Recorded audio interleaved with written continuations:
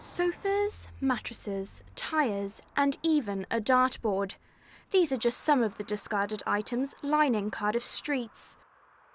Fly tippers are targeting alleyways and quiet areas where there is less risk of getting caught. Jonathan Harris has had rubbish dumped at the back of his house for over 2 years. When I first moved into the property, obviously we noticed it was there, and the landlords told us that, we're going to sort this out, it's going to be, removed and things like that. So we didn't really think much of it. We're only going to be here for a year, didn't really think that it would be that much of a problem. Witnessing people, drop in, sofas and, bits of metal and cupboards and everything out the back there, it was clear that it kind of brings some sort of kind of crime to the area.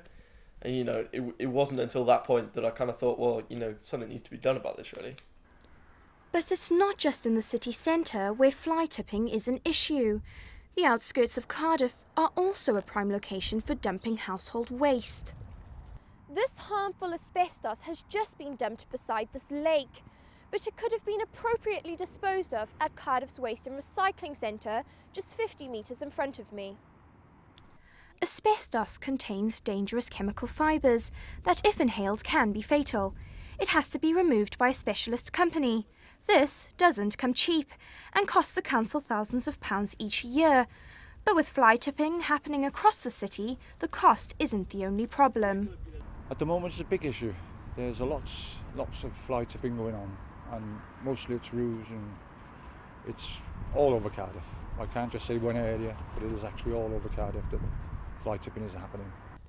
Last year there were more than 11,000 cases of fly tipping in Cardiff, but only 76 people across the whole of Wales had to pay a fine. So what can be done? The Welsh Government is wanting local councils to enforce tougher penalties and prosecute repeat offenders. Fly tipping is one of the most antisocial activities we presently have to put up with. It's very difficult to control, and though the government here have made quite good efforts to control it, it really is down to local authorities and their enforcement, and then of course the magistrates' court to make sure they play their part in putting out exemplary sentences when somebody can be detected and convicted of a serious offence. The council hopes that harsher penalties, together with educating the public on the effects of fly tipping, will put an end to scenes like this on our streets. Bradnick, CJS News, Cardiff.